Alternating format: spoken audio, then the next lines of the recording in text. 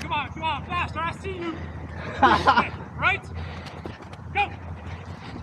4 cones, there's a person there. I'm going to throw the disc to the first one. I'm going to cut across, get it back, slow down, throw it and run. Get it here, slow down, throw, across, put it back, get it here. That when you catch it, you want to slow down so that you can change your direction. And if you have it, left on this end. Right? You can try to flick, but you'll see that it's harder to keep your motion going. So with the back end, you can keep running. Watch your travel. When I catch it, pivot foot, step, release.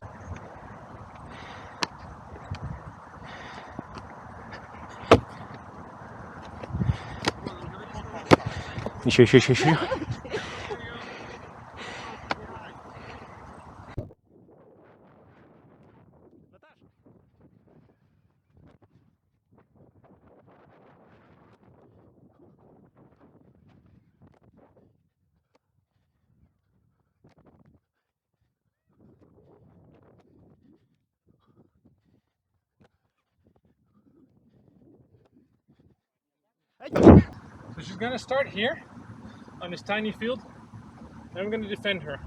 She's going to throw it and run after that disc like we just did, right? And then I am going to try to catch up. Now she has that and that.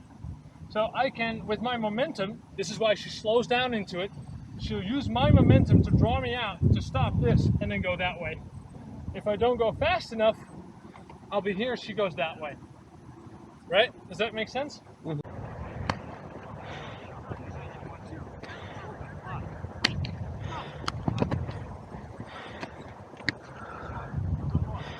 Okay.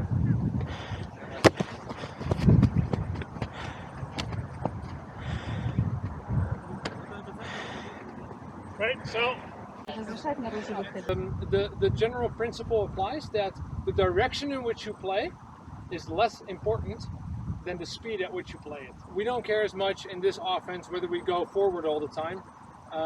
If we go backward and we can get the defense to be drawn out, and then we can set up a really good dribble and we get that one step on one of the defenders, now suddenly we've got the momentum again, and now we can actually really... So you want to be fast, but you don't want to be hasty. You have the starting point here with a couple of people, like 3 people behind, and there's another, and here with a couple of people behind.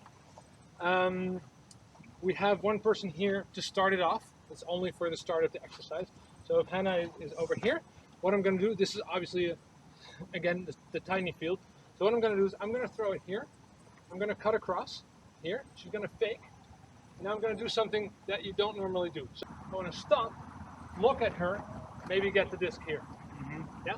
This will save you half a second. Throw as soon as she sees that my defender has that momentum still going here. To stop that, I turn around. She can immediately put it here. It's in my hands.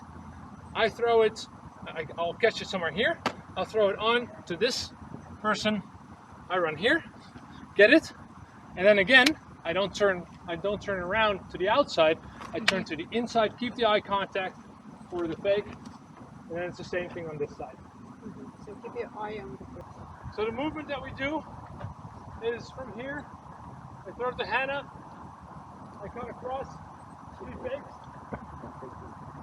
Fake. Yeah, I stop on the fake, I cut in, put the disc here, I try to immediately, if he's open now, do this, I cut across, I get this, here, and I turn inside where Sergey is now, so I'm like Hannah for him now.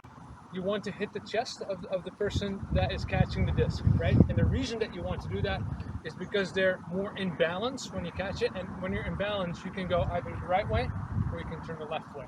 When you go back to your fields, you're going to take away the cones. I've just had them here on the outside, so you only have the 2 stacks. And now, what you can do is if you throw it here, you can either throw it immediately upline, get it, again, in the chest, right? So you have a choice now, whether you turn this way or you want to go like, no, I'm going to go that way. That's fine. You can go either way if you want to. Or you get faked, and then you turn, and you get that disc in the middle like you just did now. In this case, you go and throw it again from here to the other side, but you have a choice.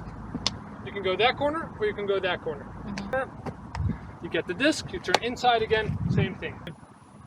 Okay, so the second half, we're going to focus on the shape of how the hex offense looks, and I think that many people think that it's about that shape and how that works. But that first part, with how we turn and how we throw to each other, where we catch it and how quickly we can pass it with the eye contact, that is really the basis. In the hexagon offense, we're trying to make those triangles that we've practiced with the 10 to 15 meters and being connected with as many people as you can. And you end up on a shape that looks like a hexagon, because there's triangles here, there's triangles here, like you've got 1, 2, you've got 3, 4 here, here, right? So you get this shape when the disc is over here. So we're playing that way.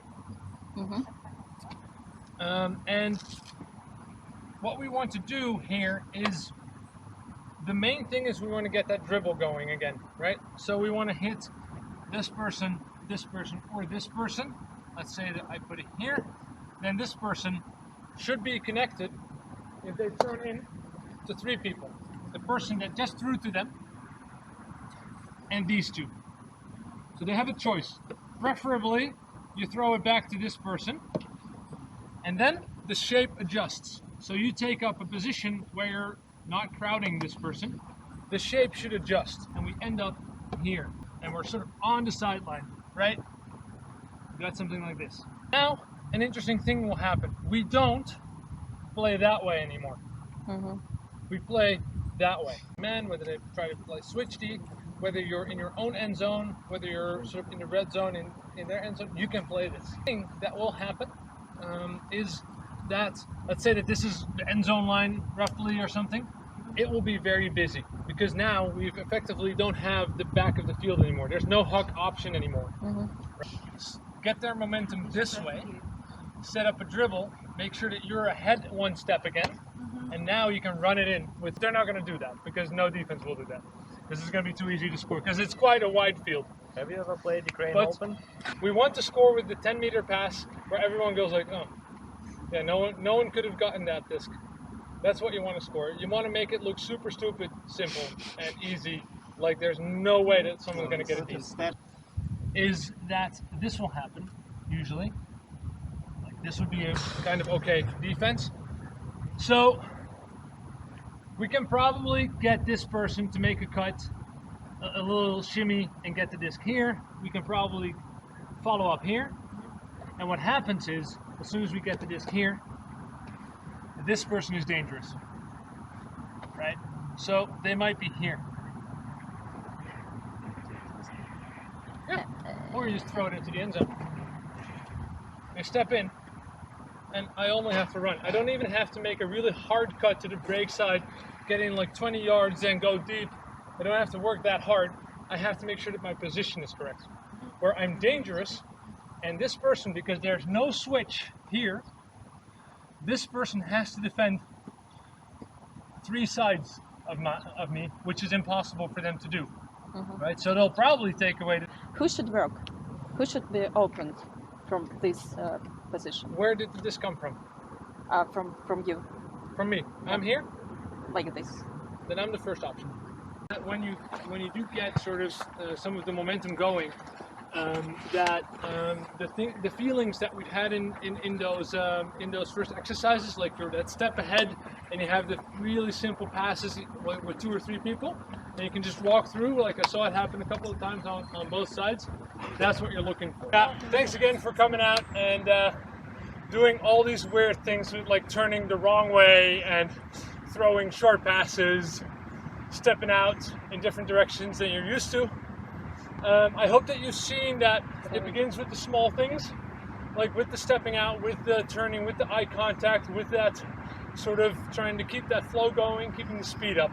And I hope that you've noticed, I mean, I've seen it on the field, but I hope that you got that feeling that you had in the first couple of exercises, the things that we did, the little thing where you're like 1 step ahead of the defender, you're like, haha, I got you now.